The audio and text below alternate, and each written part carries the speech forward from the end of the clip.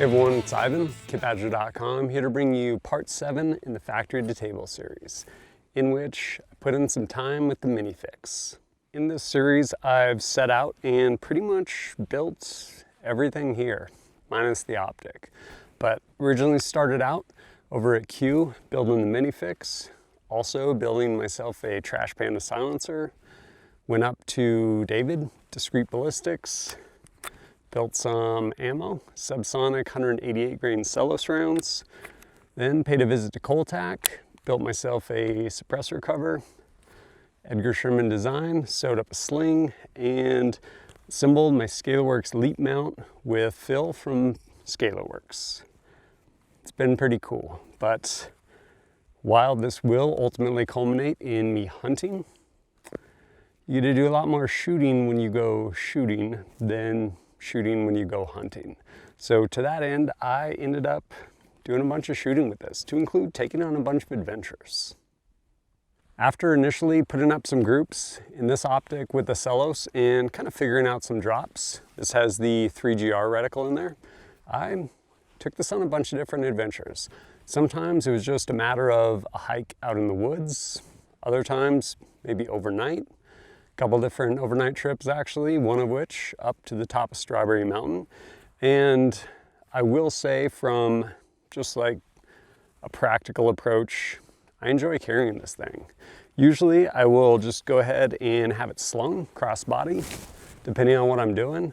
I can easily tighten this thing up, stays out of the way, don't have a charging handle or anything jabbing me in the chest, and if I need it, I can loosen it up. Or depending on what I'm doing, if I'm actually traveling a distance, really easy. Go ahead and fold up the brace, and when the brace is folded, it actually protects the charging handle from getting banged around, anything along those lines. And if it needs to be more compact than this, it's just a matter of unscrewing this guy and stowing it all in my pack. This for me is probably one of the most fun guns to shoot. It is, it's a lot of fun. Trigger on this is incredible. Bolt throw is amazing, crazy smooth, especially if you're coming from a conventional bolt action background. But when it comes down to shooting, how is this thing done? Well, to kind of try and get the most out of it, I have taken this thing out on a couple different occasions. And to try and kind of wring it out the best I can as far as see what kind of accuracy I can get out of this, I actually put a Atlas Bipod on here, shot off a rear bag, and swapped out this optic for a Arken 4-16x50 first focal plane. And with it in that configuration, I will say this is a pistol. No comb height, adjustable comb, adjustable length of pull, anything like that. Precision is not what this was designed around. Like, it's not a PRS gun by any stretch of the imagination. It is a practical, lightweight, compact hunting gun. But to try and see what the most I could get out of it, went out there and I did my best. Here's what I got. Shooting all my 5-shot groups at 100 yards, starting off with some supersonic guerrilla ammunition, 125 grain Sierra Match King. I got a group measuring 1.31 MOA.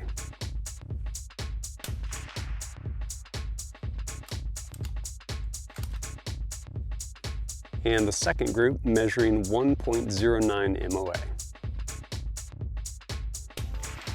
Switching to some Fiocchi 125 grain SST. At a group measuring 193 MOA.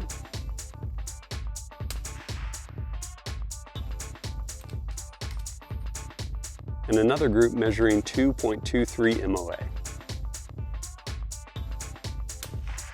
Moving on to Hornady Black 110 grain VMAX at a group measuring 1.36 MOA.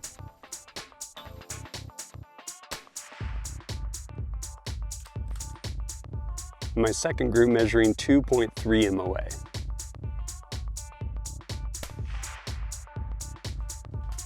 With a Sig Sauer 125 grain at a group measuring 1.94 MOA.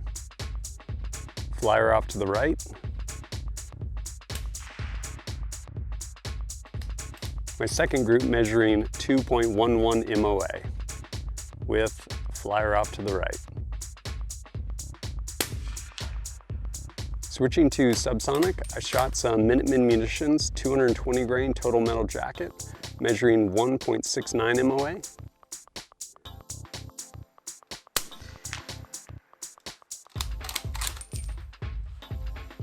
And another group measuring 1.57 MOA.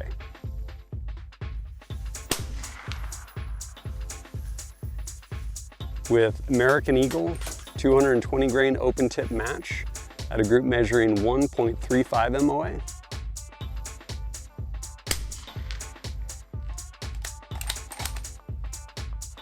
And my second group measured 1.9 MOA. Trying some 200 grain total metal jacket from Minuteman Munitions at a group measuring 1.56 MOA.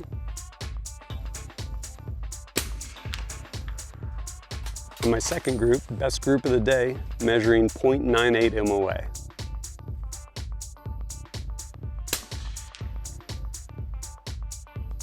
Then tried some S&B, first group coming in at 3.19 MOA.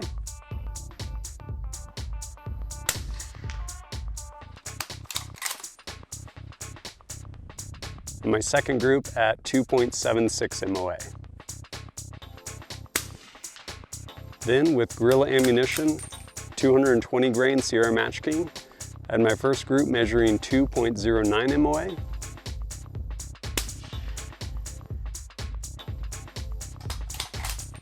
And the next group measuring 2.54 MOA.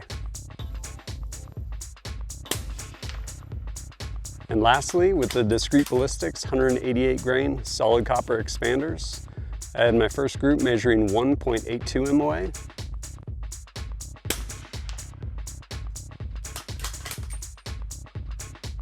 My second group measuring 1.61 MOA. With respect to those groups, what are my thoughts? I'm actually really stoked. For me personally, I think this is great. Could someone else done better with this? Absolutely. I did the best I could, arguably ending up with kind of a different cheek weld each time with respect to actually like precision shooting, but no. If I did my part, this would do its part. Is that acceptable accuracy for me? It absolutely is. Again, going back to the idea and concept of this, not a PRS gun. Basically, it's for a hunting gun. And largely, depending on whether you're using supers or subs, at relatively close distances, comparatively to people's like antelope hunts out west or something like that. And that accuracy for me with this, absolutely acceptable. And then, because why not, I stretched out the legs on this little guy. Initially collecting some data using a magnetoscope, thank you to Shooting Surplus. I plugged that into my ballistic calculator and reached out. Shooting the subsonic 188 grain Celos rounds, I could pretty consistently get out there at about 280 yards. Hit. Boom. The wind is blowing that thing harder than you. I then, for the hell of it, reached out to about 500. It definitely, the wind came into effect a lot, but I ended up actually getting some hits out at 500 yards with it. Before I got bored.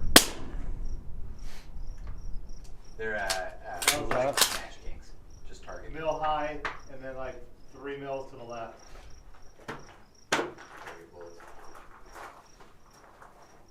What's cheaper to load? Your 30-aught? What's that? What's cheaper to load? Your 30-aught? I nailed it. No, the That was a hit. Oh, is it? Moving over to supersonics using the 125 grain Sierra Match Kings from Gorilla. Again, after collecting some muzzle velocity, reached this thing out. Really easy, really consistent on steel at about 400 yards. There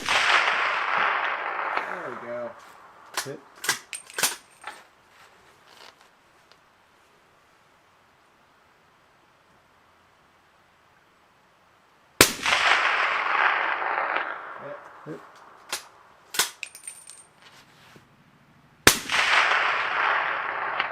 Hit.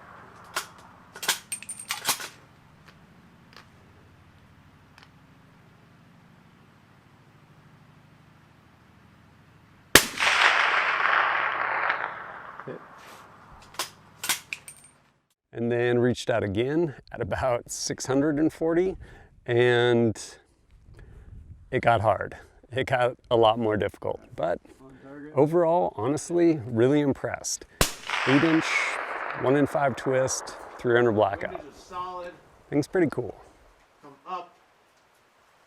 1.5.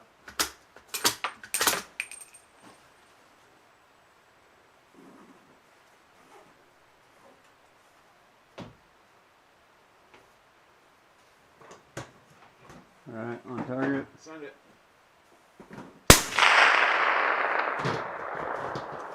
High. No high. Same wind.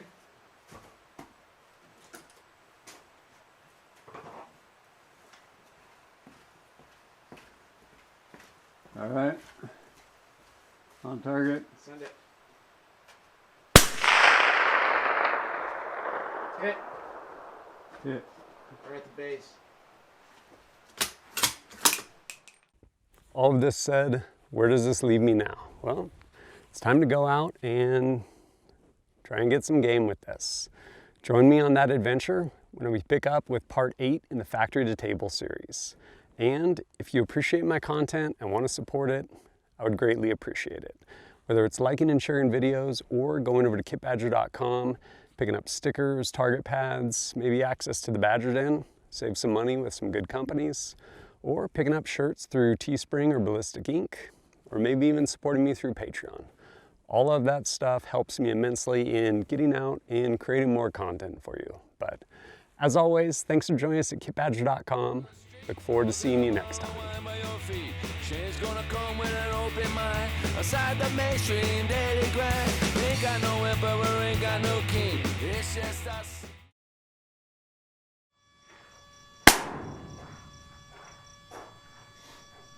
That was about a mil left and low at the base.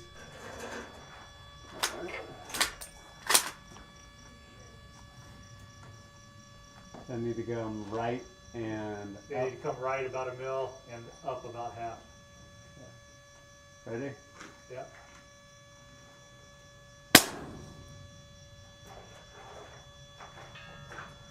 Hell yeah. Nailed that shit. Was it like a 30-second hang time? Dude, that was amazing.